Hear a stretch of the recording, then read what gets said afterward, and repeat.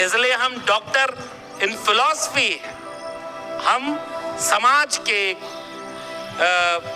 बीमारी को ठीक करने की कोशिश करते हैं, इसलिए हमारा प्रोफेशन भी शिक्षक का है। इसलिए मैं कोट करना चाहता हूं, हमारे पुरखे को पढ़ने का मौका नहीं दिया, फिर भी उसने कलम नहीं छोड़ी। 32 डिग्रियां, 4 पीएचडी की डिग्री, और एक भी डिग्री फेक डिग्री नहीं थी।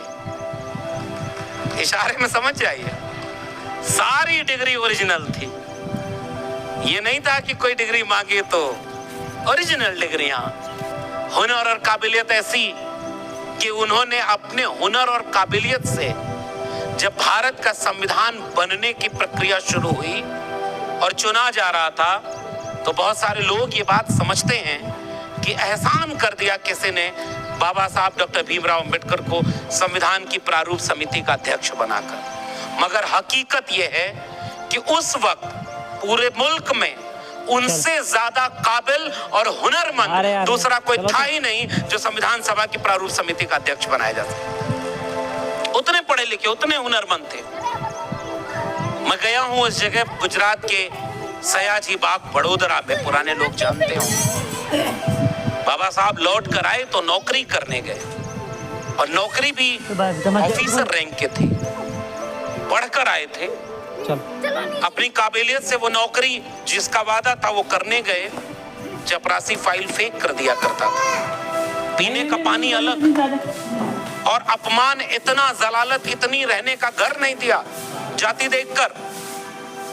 और जब इतना सब कुछ हुआ, एक जब बहुत ज्यादा ये अत्याचार बढ़ा, बाबा साहब टूट गए, वापस लौटने के लिए ट्रेन पकड़ने आए, तो आज भी वो जगह संकल्प भूमि, जहां बैठकर वो रोए। नजर लगा दो का तो मैं गया हूं उस जगह पर। बाबा साहब अंबेडकर का इतना अपमान, अगर वो देश छोड़कर भागने वाले होते तो इतनी डिग्रियां थी, विदेश में किसी भी देश में जाते, क्लास 1 की नौकरी होती, कोई जाति पूछकर भेदभाव नहीं करता, शान से जिंदगी जीते कि ये मुल्क रहने लायक नहीं है। इतना पढ़ लिख कर आए तब भी ये जातिवाद करते हैं, वो देश छोड़कर चले गए होते। मगर हमारे पुरखों का इतिहास ये है, वो भागने वाले नहीं, वो बदलने वाले थे। वहां उन्होंने संकल्प लिया कि मैं इतना पढ़ के लौटा हूं तो मेरे साथ इतना भेदभाव, मेरे समाज के साथ कितना भेदभाव होगा। वहीं संकल्प लिया कि अब इस मुल्क में रहकर इस मुल्क की बेहतरी के लिए तब तक चैन से नहीं बैठूंगा जब तक अपने समाज को इस अपमान से मुक्त करने का बीड़ा न उठा लूं। इसलिए उस जगह को संकल्प भूमि के रूप में याद किया जाता है, और उस संकल्प को मैं याद करना चाहता हूं। और उस संकल्प की परिणति थी जो संविधान तक की यात्रा पहुंची। आजाद हुआ भारत तो इस देश में, इसकी आवाज थोड़ी ठीक करा दीजिए, अचानक बढ़ गई।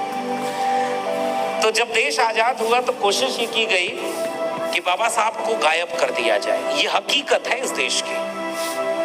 बाबा साहब का पूरा लिखा हुआ कब प्रकाशित हुआ? 1980 के आसपास। जिसका आजादी में पूरा योगदान भी न हो, जिसके दिल में धर्म ज्यादा बड़ा अहमियत रखता हो, जिन लोगों ने इस देश में ये लिखा है, महाराष्ट्र के लोगों, आपकी भाषा में, आप ही के बीच के लोग थे, जिन लोगों ने ये लिखा कि ये कुनबी किसान तेली कुम्हार संसद में बैठकर क्या करेंगे, उन लोगों को तो इस देश में पढ़ाया गया कि वो आजादी की लड़ाई के दीवाने थे, वो राष्ट्रभक्त थे। जिनके दिल में धर्म ज्यादा बड़ा था वो भी देशभक्त पढ़ाए गए, और जिन्होंने इस मुल्क की कुर्बानी के लिए क्या क्या नहीं सहा, उनकी किताबें नहीं छपी गई। बाबा साहब को भारत रत्न कब मिला? 1990 में आकर मिला। संयुक्त मोर्चा की सरकार, विश्वनाथ प्रताप सिंह की सरकार, मानवर कांशी राम का आंदोलन, और उस सब की परिणति में बाबा साहब को भारत रत्न देने में इस देश की आजादी के 40 साल गुजर गए, मगर उन्हें पता ही नहीं था। आपके भारत रत्न के मोहताज नहीं थे डॉक्टर अंबेडकर। वो अपने हुनर और अपनी काबिलियत से भारत रत्न ही नहीं, विश्व रत्न बन चुके थे। बस वक्त था लोगों को पहचानने का। तो इस तरह का इतिहास इस देश का है, और हम जानते हैं हमारे हाथ में कलम और किताब आई तो हमने पढ़ा है अपना इतिहास। क्यों डॉक्टर अंबेडकर का पूरा प्रकाशन 40 साल लग गए प्रकाशित होने में? उनके 14 अप्रैल को राष्ट्रीय अवकाश घोषित कब हुआ? 1990 में। उनको भारत रत्न कब मिला? 1990 में। और लंबे समय तक जब अंबेडकर को मिटा नहीं पाए तो कोशिश में लग गए कि उन्हें केवल दलितों का नेता बता दिया जाए, गोया डॉक्टर अंबेडकर का ओबीसी के की मुक्ति में कोई योगदान ना हो।